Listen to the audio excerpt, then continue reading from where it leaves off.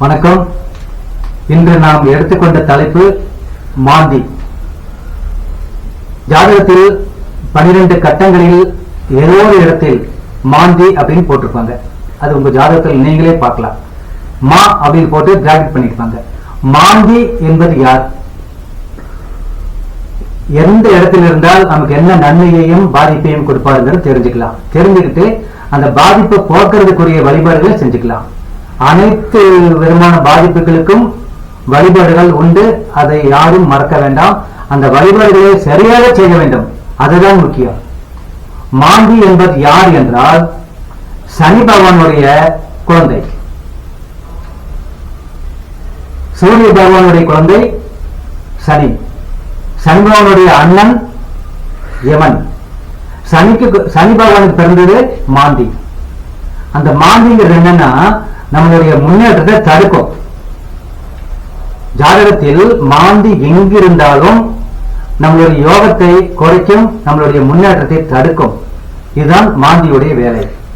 அதை போக்குவது எப்படி, அதை சரி செய்வது எப்படி அப்படிங்கறத பத்தி நம்ம பார்க்க போறோம். உங்க ஜாதகத்துல ஏதோ லக்னம் அப்படி வச்சுக்கோங்களேன். எந்த லக்னம் வந்தாலும் லக்னத்தில் மாந்தி இருக்குதான்னு பார்த்துக்கங்க. லக்னத்தில் மாந்தி இருந்தால் உடல் உபாதைகள் இருந்துகிட்டே இருக்கும்.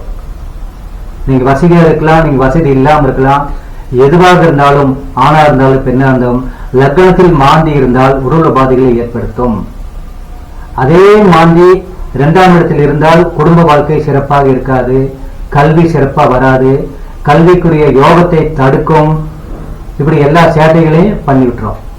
3ஆம் இடத்தில் மாந்தி இருந்தால் சகோதரன் சகோதரி ஒற்றுமை இருக்காது, தேவையில்லாத மனக்குழப்பமும் வீண் பயமும் ஏற்படும். பயத்தை அதிகப்படுத்துவார் மாந்தி அப்படிங்கிறது.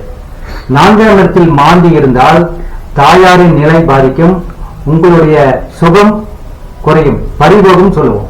நம்ம நியாயமான சுகம் பறிபோகும். எப்படி, நீ நைட் நல்லா தூங்கணும்னு பார்ப்போம், தூக்கமே வராது. நல்லா மத்தியானம் சாப்பிடணும்னு நினைப்போம், அது சாப்பாடு வாய்க்கு பிடிக்காது. அது சுகம், எல்லாமே சுகம் தானே. நல்ல உணவு, நல்ல ட்ரெஸ், நல்ல தூக்கம், ஒரு ஹாப்பி, ஒரு ஜாலி டைப், எல்லாரும் இன்பம் தானே. அந்த இன்பத்தை தடுக்கிறது மாந்தியுடைய வேலை. அந்த மாந்தி 4ஆம் இடத்தில் இருந்தால் அந்த தாக்குதலை ஏற்படுத்தும். அடுத்தது 5ஆம் இடம். 5ஆம் இடத்தில் மாந்தி இருந்தால் புத்திர சோகம். புத்திர சோகம் என்றால் என்ன அப்படின்னா, உங்களுக்கு குழந்தை பாக்கியத்தை கொடுத்து அந்த குழந்தையால் உங்களுக்கு அவப்பெயரை உண்டாக்கும். மற்றவங்க பேசும் பொழுது இந்த பையன் அவன் அப்படிம்பாங்க. அதாவது அந்த மாந்திங்கிறது என்னன்னா, உங்களுக்கு பிறகு குழந்தைகளுக்கு தவறான பாதை காமிச்சு அந்த குழந்தையுடைய தந்தை நீங்க உங்களுக்கு அவப்பெயர் ஏற்படுத்தும். அது மாந்தியுடைய வேலை. அடுத்தது 6ஆம் இடம். 6ஆம் இடம் என்பது என்ன, ருணம், ரோகம், வழக்கு, விவகாரம். அந்த 6ஆம் இடத்தில் மாந்தி இருந்தால் உடல் உபாதைகள் அடிக்கடி ஏற்படும். சரியான மாதிரி இருக்கும், சரியாயிரும், மீண்டும் வேற ஒன்று புதுசா வரும். ஒண்ணு. 2வது, யாராவது ரோட்ல சண்டை போட்டு இருந்தாங்கன்னா நீங்க சமாதானம் பண்ண போவீங்க, அங்க நீங்க மாட்டிக்குவீங்க. அப்ப நீங்க பதில் சொல்ல வேண்டியது வரும். அதான் விவகாரம், வழக்கு, விவகாரம். நம்ம வாய் சும்மா இருக்காது, நம்ம நல்லது பண்ண போவோம், ஆனா அங்க மாட்டிக்கிறோம். இதுதான் மாந்தி. 6ஆம் இடத்தில் மாந்தி இருந்தால் வழக்கு விவகாரங்களில் மாட்டிக்குவீங்க. உடல் உபாதைகள் ஒண்ணு போன ஒன்று வந்துகிட்டே இருக்கும். 7ஆம் இடத்தில் மாந்தி இருந்தால் திருமண வாழ்க்கை ஒரு மன நிம்மதியை கொடுக்காது, குற்ற உணர்ச்சி ஏற்படும். நல்ல ஒரு மனைவியா இருந்தாலும் அந்த மனைவி மேல் இந்த கணவனுக்கு ஒரு சந்தோஷம், நம்பிக்கை குறையும். அதுபோல் பெண்களுக்கு இருந்தால் தன்னுடைய கணவன் மேல ஒரு நம்பிக்கை, சந்தோஷம் குறையும். திருமண வாழ்க்கையினுடைய பந்தத்தை, திருமண வாழ்க்கையினுடைய ஒரு தாம்பத்தியத்தை, திருமண வாழ்க்கையுடைய சந்தோஷத்தை அது தடுக்கும். அடுத்ததாக 8ஆம் இடத்தில். 8ஆம் இடத்தில் மாந்தி இருந்தால் உடல் ஆபத்து, உயிர் ஆபத்து, நிர்ணயம் பண்ணக்கூடிய கணக்குகளை தப்பு பண்றது. நல்ல கரெக்டா கணக்கு போட்டு போயிட்டு இருப்பீங்க, டக்குன்னு பிரேக் ஆகும். நீங்க பண்ணக்கூடிய நிர்ணயங்கிறது நம்ம ஒரு கணக்கு போட்டு போறோம், அந்த கணக்கை தடுக்கிறது மாந்தியுடைய வேலை. அவர் 8ஆம் இடத்தில் அமர்ந்து விட்டால் அந்த தோஷத்தை ஏற்படுத்தும். அடுத்தது 9ஆம் இடம். 9ஆம் இடத்தில் மாந்திங்கிற கிரகம் இருந்தால் அப்பா ஸ்தானம் பலம் இல்லை, அப்பாவுக்கு உடல் உபாதைகள், அல்லது தந்தையை இழக்கக்கூடிய சூழ்நிலை, தந்தைக்கு ஆபத்து, அல்லது தந்தையால் அவப்பெயர் அப்படிங்கிறது ஏற்படுது. இப்ப எத்தனை நம்ம டிவியில பார்க்க அடிக்கடி பார்க்கிறோம். ஒரு 50 வயசு நபர் 60 வயசு நபர் இப்படி மாட்டிக்கிட்டாரு அப்படின்னு. அப்ப அந்த அவருடைய பசங்களுக்கு கெட்ட பேர். அந்த மாதிரி இந்த மாந்தி 9ஆம் இடத்தில் இருந்தால் தன்னுடைய பாக்கியத்தை கெடுத்து தந்தைக்கு அவப்பெயரை உண்டாக்கும் அப்படிங்கிறது அதனுடைய விதி விலக்கு. அடுத்து 10ஆம் இடம். 10ஆம் இடத்தில் மாந்திங்கிற கிரகம் இருந்தால் நீங்க எவ்வளவு திறமை உங்கள்கிட்ட இருந்தாலும், எவ்வளவு ஒரு எக்ஸஸா நீங்க கணக்கு போட்டாலும் உங்க தொழில் பிசினஸ்ல அந்த பிசினஸ் கடைசியில மைனஸ் ஆகும். நினைக்கிற அளவுக்கு இன்கம் வராது. நீங்க ஒரு கோடி போட்டிருப்பீங்க, 2 கோடி போட்டுட்டு 5 கோடி போட்டிருப்பீங்க அந்த பிசினஸ்ல. அது எவ்வளவு லாபம் வந்து உங்களுக்கு சரிங்கிறது கணக்கு எடுப்பீங்க. அந்த கணக்குகள் தவறாகும். எதிர்பார்க்கிற மாதிரி வராது. லாபத்தை, அதாவது உங்க தொழில் முன்னேற்றத்தை தடுக்கும். தொழில் நடக்கும், ஆனா தடுக்கும். நினைக்கிற மாதிரி வரவிடாது. சரி, இதுல அடுத்ததுல பிடிச்சிடலான்ட்டு இன்னும் பணத்தை முதலீடு பண்ணுவோம். அதுல நினைக்கிற அளவுக்கு வராது.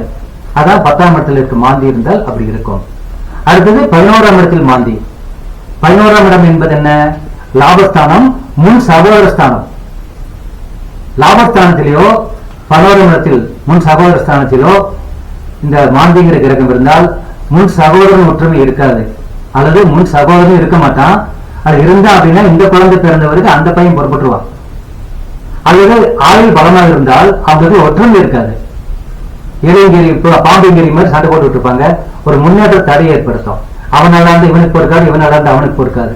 அப்படி அது கொண்டு போயிடும். அதாவது 11ஆம் இடத்துல மாந்தி. லாபத்தை குறைக்கும்.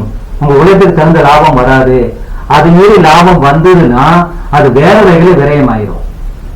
இதுதான் 11ஆம் இடத்தில் இருக்கக்கூடிய மாந்திக்குரிய வேலை. அடுத்தது 12ஆம் இடம் விரயஸ்தானம். 12ஆம் இடம் என்னங்கிறது? விரயஸ்தானம், மோட்சஸ்தானம். 12ஆம் இடத்தில் நின்ற மாந்தி உங்களுக்கு தேவையில்லாத தீய விரயங்களை ஏற்படுத்துவார். தீய விரயம் என்பது என்ன? பிறரை நம்பி நாம வியாபாரம் பண்றது, பிசினஸ் பண்றது, இல்ல அவர் அடுத்தவன் நம்பி வெளியில அவங்களோட போறது, தகாதமான உறவுகள், தகாத பெண்கள் மூலியமா பழக்கம். இது ஆண் ஜாதகமா இருந்தா இந்த மாதிரி. இதே பெண் ஜாதகமா இருந்தா தகாத ஆண்களுடன் பழகி தன்னுடைய சொத்துக்களையும் தன்னுடைய மதிப்பையும் தன்னுடைய பொருளாதாரத்தையும் இழக்கக்கூடிய சூழ்நிலையை உருவாக்கும். இந்த மாந்திங்கிற கிரகம் அங்கிருந்தால் இந்த 12 கட்டங்களிலும் மாந்திங்கிற கிரகம் எந்த இடத்தில் இருந்தாலும் அவங்க லக்னப்படி அது பாதிப்பை தான் கொடுக்கும். அந்த பாதிப்பை சரி பண்றது எப்படிங்கிறத நான் உங்களுக்கு விளக்கம் சொல்றேன். அது கரெக்டா செய்யுங்க. செஞ்சீங்க அப்படின்னா இந்த தாக்குதல் அனைத்துமே உங்களுக்கு விலகிடும். ஆகவே இந்த மாதிரி இடங்கள்ல மாந்தி இருந்தால் நீங்க பயப்பட வேண்டாம், வெளியே சொல்லவும் வேண்டாம், தெரிஞ்சுக்குங்க. தெரிஞ்சுட்டு என்ன பண்றீங்க? அமாவாசை முடிஞ்சு 11ஆம் நாள், நல்லா கேட்டுங்க. அமாவாசை எந்த மாசம் நீங்க கணக்கு எடுத்தாலும் சரி, அமாவாசை முடிஞ்சு 11ஆம் நாள் ராமேஸ்வரம் சென்று கடல் நீராடி 21 தீர்த்தத்துல நீராடி சிவபெருமான கும்பிட்டு வாங்க. உங்களுக்கு வசதி வாய்ப்பு இருந்தால் சிவபெருமானுக்கு அபிஷேகம் பண்ணிட்டு வாங்க. ராமருக்கு அப்படி தோஷம் இருந்து அவர் அந்த ஸ்தலம் போய் தன்னுடைய தோஷத்தை போக்கி அங்கிருந்து கிளம்பினாரு இலங்கைக்கு. இதெல்லாம் வரலாறு. நீங்களும் பார்க்கல, நானும் பார்க்கல, வரலாறு.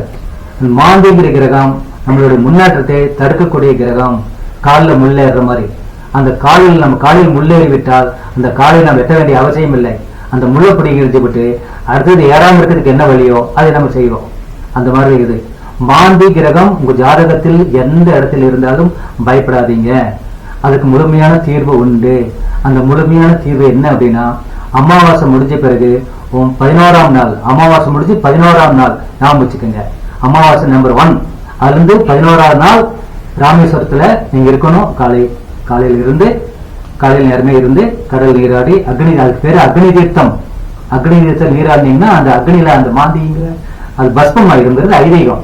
நீராடி அதன் பிறகு கோயிலுக்குள்ள போய் 21 தீர்த்தம் அது குளிச்சுட்டு சிவபெருமானுக்கு முன்னாடி இருந்ததை என்ன முடியுமோ பண்ணுங்க. இல்லைன்னா மாலை வாங்கி கொடுத்து உங்க பேர்ல மட்டும் அர்ச்சனை பண்ணிட்டு வந்துருங்க. இந்த மாந்தி தோஷம் கண்டிப்பாக குறையும். இது யாரும் பயப்பட வேண்டிய அவசியம் இல்லை. ஏன்னா எங்கிட்ட நிறைய பேர் வந்து விளக்கம் கேட்டு போறாங்க. அதனால நீங்க இதெல்லாம் சாதாரணம் எடுத்துக்கோங்க. அனைத்து விதமான பாதிப்புகளுக்கும் நிவர்த்தி உண்டு. அந்த நிவர்த்தியை நாம் சரியாக செய்ய வேண்டும் என்பதுதான் என்னுடைய விடை.